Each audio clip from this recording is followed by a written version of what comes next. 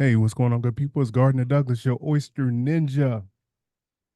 All right, good people. So here we are, another episode. And you know what? You never know what you're going to get with the Oyster Ninja podcast. You never know. That's the beauty of having your own stuff. I was going to say something else, but I'm going to keep it as stuff. Um, I meet some very, very interesting people in my line of work. I really, literally never know who I'm going to run into. All different type of people, personalities, trades. I just never know. So in my journeys, I ran across Chef Angela, and it's been very exciting to, of course, follow her um, through social media, you know, and she's killing it. She's killing it. I've already asked her for $1. She said she would give me two. Um, Chef Angela, how are you? I am doing good. I'm doing really, really good. Yeah. Wow, is that what they say now? Like, I'm Yeah, really good. man. Listen, I can't complain. Life is life in all the great ways right That's now. that's so good to hear. How the heck did you get into the chef life? Let's start there. Oh, how did I get in there from the roots? Rudy, yeah, That from the bottom. yeah, from the bottom. Oh man, I'm gonna take it all the way back to childhood, and that goes from so my grandpa, he's from North Carolina. Grew up around this area in the DMV. And then also and then my grandma, she's from Louisiana. So they took their nice country living up to Seattle, which I was born and raised, and had this massive garden in their backyard. And so, with this garden, I mean, we took everything from the roots, cooked everything from took it from the garden. I mean, straight, from the garden, from the ground into the pot, onto the plate. Um, and so, yeah, that was my dad's side of the family. But then on my mom's side of the family, on my Mexican side, I'm Black and Mexican. Um, so my family, from Guadalajara, my grandparents, they came up here, raised all my mom, all my aunts, all my uncles, and in this little town called Yakima, Washington. And but over there, I mean, you have the orchards. You have like the we used to go out there to the orchards to pick peaches. We had the fresh apples. All the fresh ingredients, and then every time we go to Yakima, my grandma will be in the kitchen just cooking breakfast, pancakes in the morning, and then always got a big pot of something cooking, whether it's menudo, pozole, got some enchiladas going, tacos, all that kind of stuff. And then we have the barbecues with the carne asada, like all the just everything, and so growing up, I was raised in on both sides of my family with us just being involved in the kitchen, us being in the kitchen. I always spark an interest. I always love the smells coming from the kitchen. I always love, you know, I used to hate it back in the day, snipping the green beans and cleaning the greens with my grandma. But I spent a lot of time in there, with her talking, talking about the food, all the things on why we did the things that we did. As kids, us and the cousins, we used to fight over the turkey neck that, eating the turkey neck because, that's the best part of the turkey. And so just being around food and taking that passion, I always cooked for the house. I always cooked for the family functions and everything. Just because I love to. But then there came a point in my late 20s where I got let go from Comcast and I had the opportunity to go to culinary school. And I said, okay, well, I love cooking, so let me take this to the next level. And so, yeah, that passion of cooking started from when I was a youngster running around all the way to where I am back, going into culinary school in my late 20s, and I haven't looked back since. At that young age, did you know that you could do this and get paid for it? I I've always heard that it was kind of a rough industry and everything. Like people would kind of like, steer away from it. It wasn't really like a female, industry for female. You always see the men in it and everything like that in the restaurants and everything as chefs. But you didn't see a lot of women. And so it was one of those things where it's like, yeah, I knew, but I didn't know that you can get paid. But I just it was like the passion for it was just there. And so that, you know, it didn't really matter the fact of the amount of like really getting paid, but as a youngster, actually, let me take it back. As a youngster, I wanted to be a basketball player. I thought I was going to go to the WNBA, so that's really taking it back. So I didn't even think about cooking when I was like in high school, middle school, high school, even like my first quarter of college before I came home. And I just had basketball in my eyes. And so it wasn't until later on in my 20s that I was like, you know what? Let me try this cooking thing. Let me try it out. See how I like it. So you still make time for basketball? You know what? I keep a basketball in my trunk just in Uh, case I want to go. just in case. Just in case. So I'm a hooper, hooper to the heart, always. So you finished culinary school. Um, and what'd you hop into? Like, did you find a restaurant? Did you stage or like what? How did you So even know the next step? I know, right? So actually the very first job in the restaurant that I had, it's called Flying Fish. It's in Seattle. It's a really nice seafood restaurant. And I was I was the my professors, always, still my mentors to this day. Chef Karen, she actually introduced me to a chef over in the Flying Fish chef, to get me a job. So that was my very first position, being a fry cook and pantry cook. And so in prep, I'd go in there and do prep. And it was it was fun. I think I was there for about 8 months, or six, maybe about six to 8 months. But I was also coaching during the time, coaching basketball, high school varsity. And I coached uh one of my players, she Dallas Richardson. Her mom came to me and goes, "Chef, I heard you're in culinary school." And I'm like, "Yeah, I am." And she goes, "Okay, I like you. You work hard. You always look after my daughter. You always been, you've been a part of the community forever. Seattle is it has a really strong Black community there in Seattle. So we all look out for each other. It's like a family. It's beautiful." And so she was just like, "I work over at the Fairmont Olympic Hotel in downtown Seattle. Let me know when you graduate. I'm gonna get you a job." This is no lie. The day I graduated, she calls me and says, "Are you ready yet?" And I'm like, "Yeah." She goes, "Okay, apply." So she applied. I went in for the interview. I'm interviewing with the executive sous chef at the time, Isabel, Chef is, and we run into Olga in passing during the interview, and Olga looks Chef is straight in the eye and goes, "You're gonna hire her, and you're gonna thank me." I'll never forget that. Wow. And so I got hired, and that's pretty much where I grew up in my culinary industry, under Chef Gavin Stevenson and Chef Is, and then later on Chef Paul, and they just pretty much raised me in the industry, taught me all the real basics of being an actual chef, because I started there as a cook, and then when I left there, I was a sous chef. So it was in the 5 year period that I was there. So what do you think some of your pain points were in that learning phase? Oh man, some of my pain points. Okay, I gotta tell you a story. This one time, it's my mashed potato story. So it was when it was when I finally got promoted to go work in a fine dining restaurant, and I'm hyped. I just came from Shuckers. Was doing all the fish, had a couple specials on the menu. Like, I'm thinking I'm like, just cool. Like, yeah, I'm like the young chef coming up. Man, I'm over there. I'm like mincing potatoes, getting ready to do mashed potatoes. And Chef Gavin comes up to me and goes, "You don't know how to cook mashed potatoes." And I'm like, "What do you mean, Chef? I've been cooking mashed potatoes for you for the past like few years downstairs in Checkers." He goes, "No, you haven't. You're up here. You don't know how to cook mashed potatoes. Tomorrow we're gonna have a mashed potato cooking class at 6 p. Was it? No, he goes at 5 p.m. I'm like, what does that even mean? And he was like, "We're gonna have a mashed potato cooking class," and walks away. And I'm like, "Oh man." And so I'm thinking that, okay, he's gonna forget. So Chef Isabel comes to me and goes, "What's the butter to cream ratio?"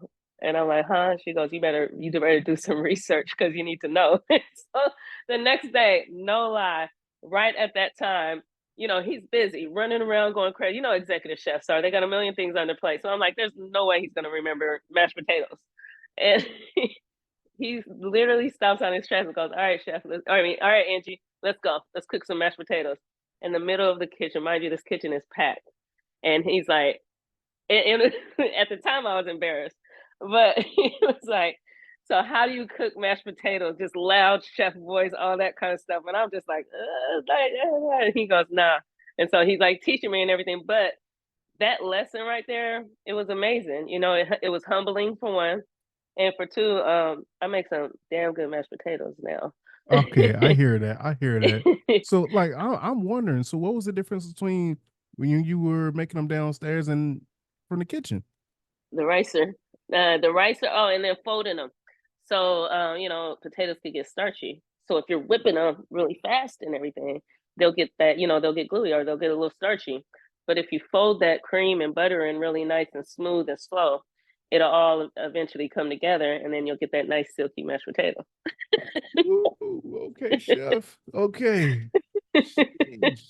Man. Okay, so you grew up uh fast, but not too fast. In the hotels, it was a hotel, right? Right. Yep. And so, all right, is there a gap between how'd you get it to the East Coast? Okay, so yes, I mean, I pretty much like so, I was a chef over I was a restaurant chef at a rooftop in Seattle, the Nest, for a little bit. And then I actually went over to the Hyatt hotels.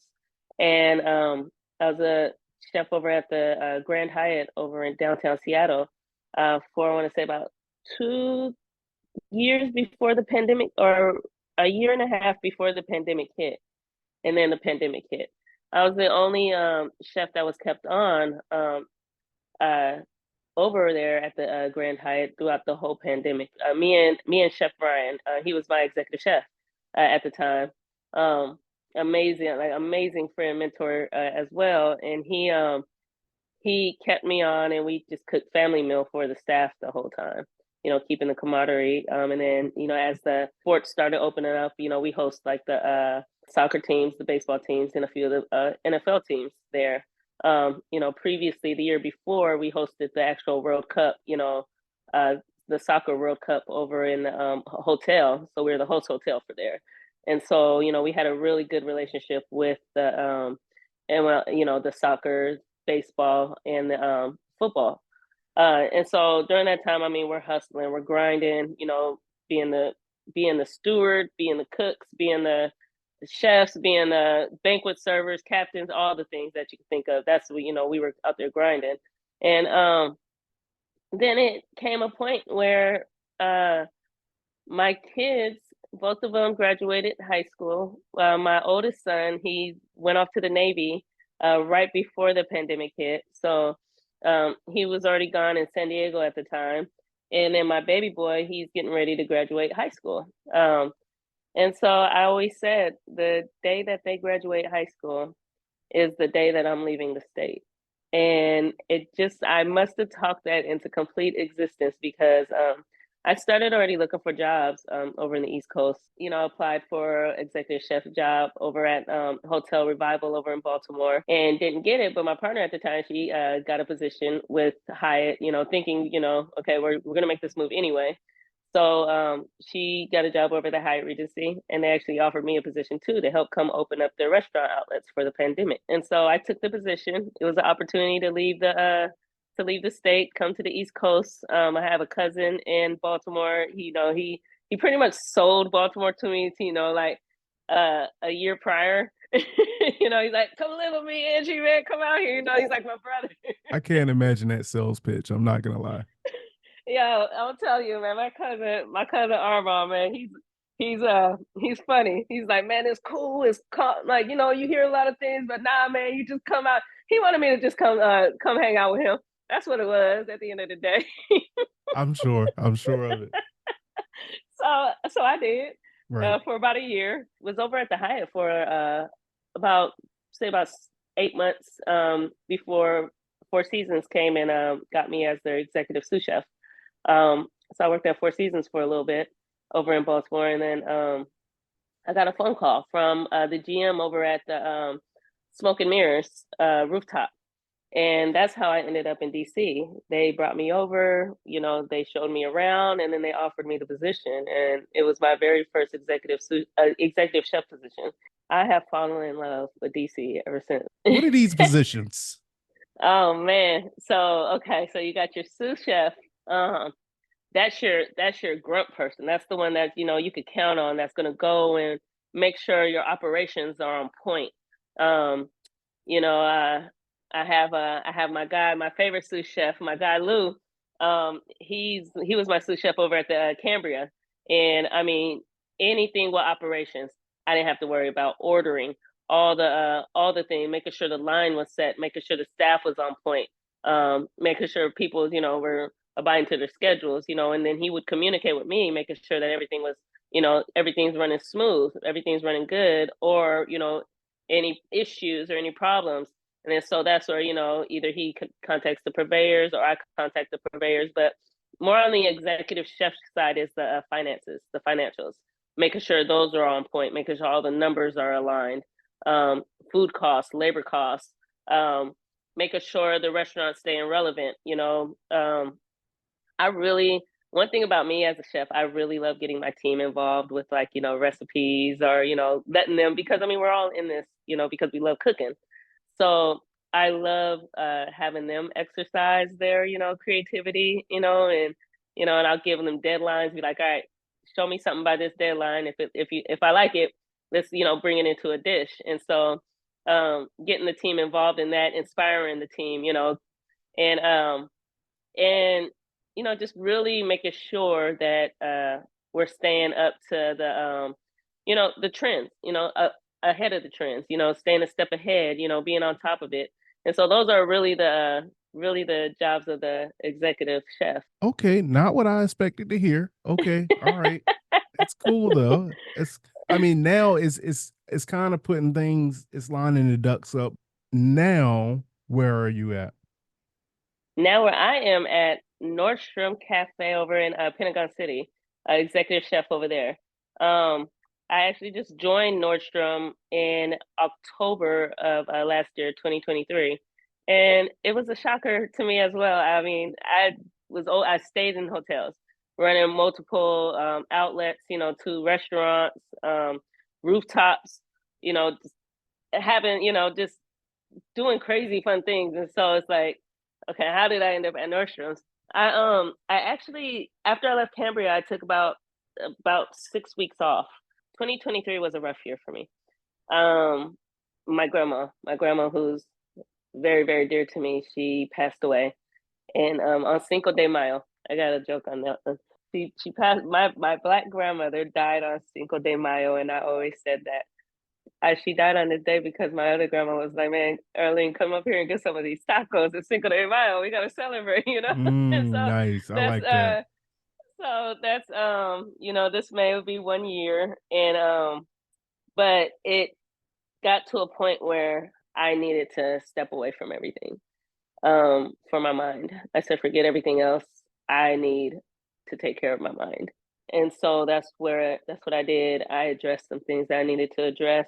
Uh, with that, some alcohol abuse, that I knew that I was doing a lot of drinking. I didn't address it, and then I refused to go to Seattle because I was like, I'm not going home because of the fact that she, like, I have my mom there and stuff, but I'm gonna drive by my grandma's house and I can't even go visit her. Why would I do that? And so I still haven't been home, but I am okay with that now. I mean, I can go home now. And so I really had to take that time to take a step back in my life because things were going so fast. Like opportunities were coming, like everything was coming, and I felt myself getting out of control. And so I needed to take that pause, that step back. Like, look, if you continue this route, opportunity is gonna miss. But if you take a step back right now in your life and just reevaluate everything that's going on, you still have time to get control of it. And so that's what I did. I took that step back, and it was funny because I had no will to work. And mind you, I'm still making my, involved in, just I couldn't get myself to work. until one day I woke up and I'm like, let me go on LinkedIn and see what's happening. And so I went on there and I seen an executive chef for Nordstrom. And I'm like, this might be a sign. I'm from Seattle. Nordstrom's is Seattle. What? How much? Okay, executive chef at a Nordstrom cafe. You know what? I think I can handle that. so, and so I applied, and it's funny because later on that day, I got a call from who is now my assistant manager. He said, "Hey, chef, I want to get you in here. I seen your resume." And I was like, okay, well, let me go talk to him. So I went over that same day that I applied, talked to him, and he pretty much sold it to me. He was just like, Chef, you'll come in, you work 7 to 3, maybe 4, maybe 5 if it's a late day, and you have your whole life. He goes, on top of that, you can do, I'm from this industry. I know you're from the industry. We don't have these opportunities. And so he pretty much sold me. I was like, okay, you know what? Yeah, and the discounts are amazing. So I was choose, No girl. doubt about that. And so I was like, okay, you know what? Let me do this. I can do this for a little bit. Um, and and honestly, I'm really happy because not only is it giving me that good stability and income that I need and a peace of mind with a good organized company, it's also helping me be able to branch off and do my own thing as well right now. And it's giving me and also taking that 6 weeks off and then going into a job that's, really nice. They have great systems already in place. It's just going in there and practice it. It's sharpening my skills as one as an executive, as a chef. And then for two, um, it's really giving me that time to focus on me and where I want to take my career next. And right now it's really focusing on my menu consulting, catering, uh, business. And so it's actually been a huge blessing in disguise. You just dropped a lot on me. You dropped a lot on me. Well, first of all, I want to say I'm sorry for your loss Thank because you. I know how those cornerstones can be, and when they're took away Hmm. from us, and it always feels like it's out of nowhere because we think we have that person forever. You know, Right. so I definitely know how you feel. I also want to commend you for stepping back and reflecting on your mind and your body, man. Because I'm telling you, that beast has a handle over me at times. As Man. you saw that night, uh, Look, that was at that the was a good hotel, night. uh, the beast it comes out from time to time. Man, look, that was a fun night. Listen. Good, good. If you're around me and I'm where I was, it's gonna be a good time. It's gonna be a good time regardless. Yeah. Um, but I just want to commend you just because like everybody, I've been talking to a lot of people, and I've also like stepped back because it's like it's not that I thought I had a problem, which I realize I do. But it's more so my body's like, yo, first of all, this ain't supposed to be happening like this. Hmm. Um, you're doing a little too much, and it's a little Right. too easy for you, Right. and that's not natural. The Hmm. other thing is like once I stopped or cut back, well, I stopped and then I cut back because I started again. But I'm in a cutback state. I'm just being open, like No, look, yeah. um, like now I feel so much balanced. So you're absolutely right with that, with like the whole stopping and taking that step back, because that's exactly what I did as well. I stopped and then I took that step back, I stopped, and then, it's just like now, and this has been going on since about October. Yeah, around the same time I started over at Nordstrom. Um, and so with that, I took on exercising. I took on fasting, so I intermittent fast from 9 p.m. till the next day, 12 noon. And I pray, I meditate every single morning. I journal, which so I've always did poetry, but I've never journaled. And so I started doing that. My sister bought me probably the best birthday present Okay, I can't because my mom will whoop my, she'll snatch me up. Like, hold up, what? Okay. My sister got me one of my favorite Christmas presents ever. And it was a Bible study packet. And she was just like, Ange, I got one for me, one for you. We're gonna do this together. So I was like, cool, let's do it. I ain't never, last time I did Bible study was when I was like a little tater tot. So so I got that. I've been doing that as well, reading the Bible. And so with that, yeah, when I go out and have drinks and stuff like that, and some nights I'm going in and having a ball, especially when you get the tequila shots going. It's going. My DJ, my girl Mim, she be like, Chef, don't bring that tequila over here. Like, let's get that shot. But it's not abused anymore, and coming, it's more of a, all right, during the week, it's business. If I got events happening, it's business. That is business. But when I don't have nothing to do and I could just really let go and let my mind loose, all right, let's go. Let's have a good time. And that's pretty much where I took it. I knew where I was at when I was in I was in a dark place in drinking. And we all know that that's not what you want to do. But I took that step back and cleared all that darkness out of my mind, and now going into life in a more, the positive and refreshed way that I normally go about life. And it feels good. Can I ask you to just be personal a little bit? Like, and this is for really more so for other listeners because you know where you've been and where you come from and where you're at now. But for that listener who is out there doing what they do, what does that dark place look like, or what did it look like for you? Oof. That dark place it was a spiral.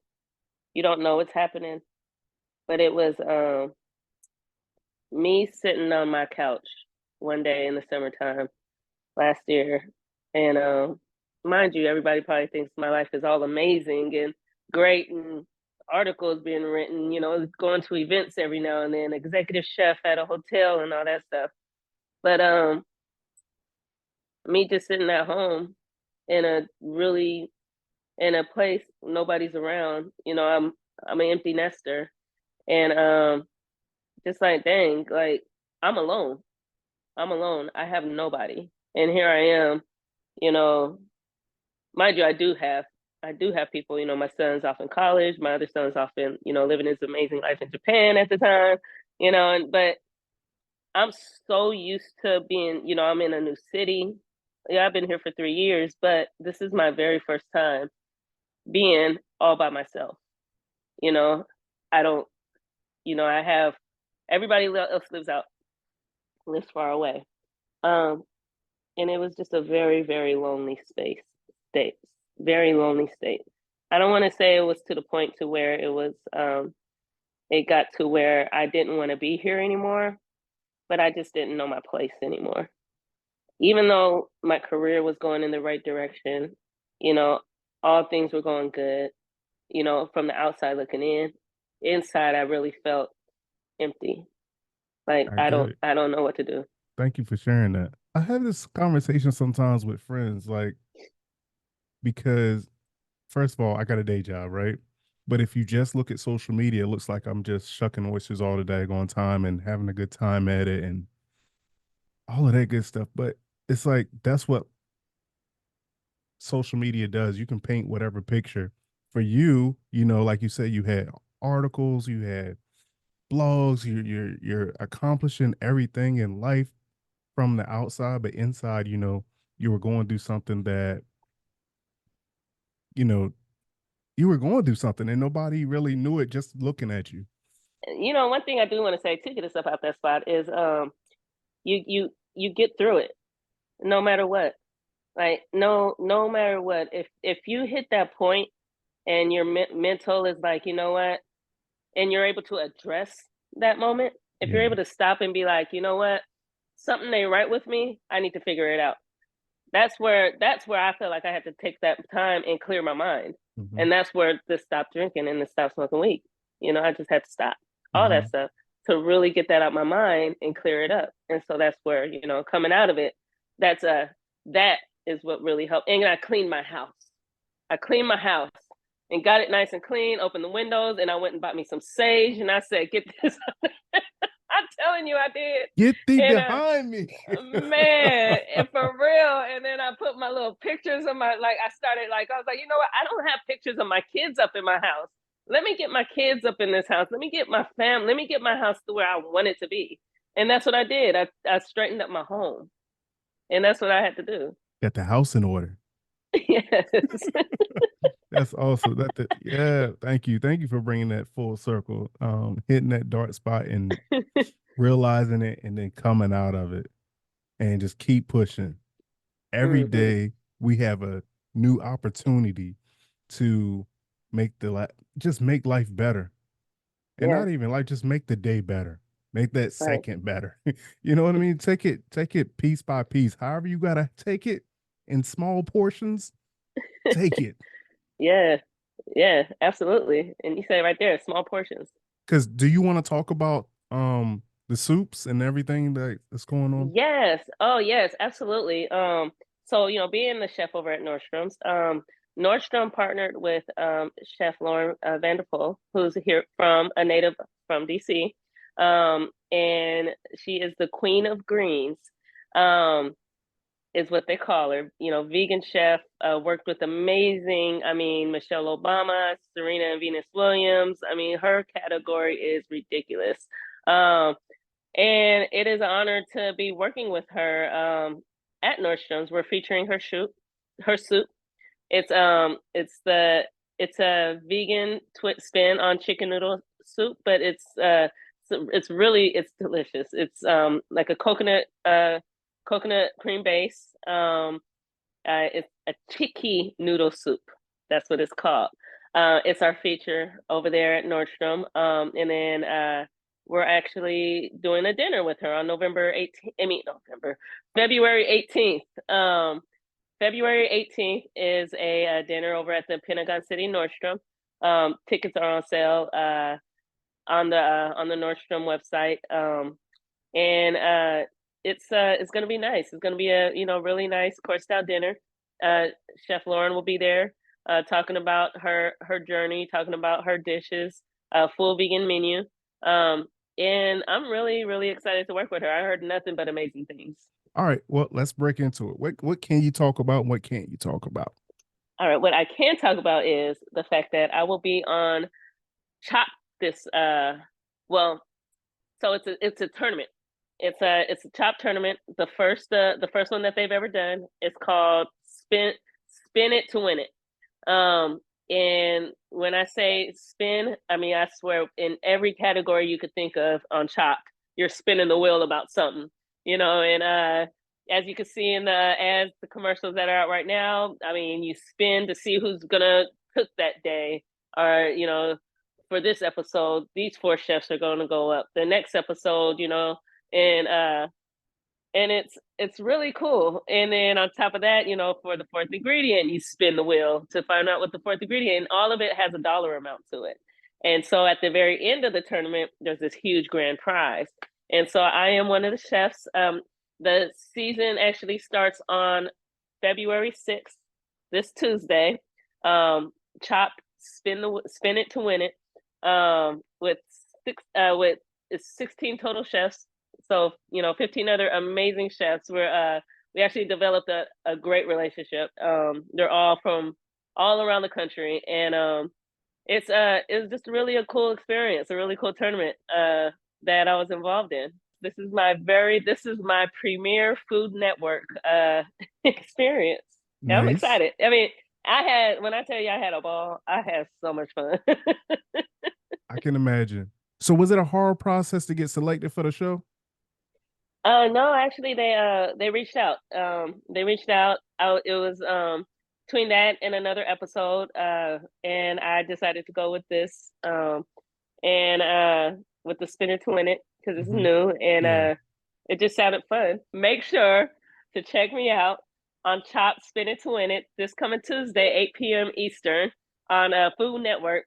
It's it's a tournament that you've never thought that they would put out there. And yeah, chop, spin it to win it. I'm gonna be on there, me with all the other crew of chefs out there. See if I get chosen on Tuesday. She trying to get chose, y'all. Again, thank you so much. Where can the people find you if they want to follow your journey? If they want to learn more about you, how can they do that? Well, you can follow me on IG, chef underscore a rose, and then also I'm working on my website right now, Angela Rose Catering, um, and yeah, just AngelaRoseCatering.com, and just really just yeah, follow me on Instagram. You'll see more things coming up, more me being more active this year in 2024. Last year was my year of crashing and getting back up, and so now is my year of building, with clarity and excitement and really having fun with the craft that I fell in love with. I got one more little fun fact for you. My first job at Fairmont was an oyster shucker. Yo, so did you tell me that before? I don't know if you I told me that or not. it might have been that drunk night that we was over there just yeah, That's what I'm but saying. That's what I'm saying. Well, that's awesome. yeah. So and also, man, look, if ever you want, like, yeah, hit me up sometime, man. Maybe we could do like an oyster shucking class, the date night thing. That'd be fun. Absolutely. Absolutely. Yeah, Sign me up. Let's let's man. let's hop offline right now. Let's start planning it.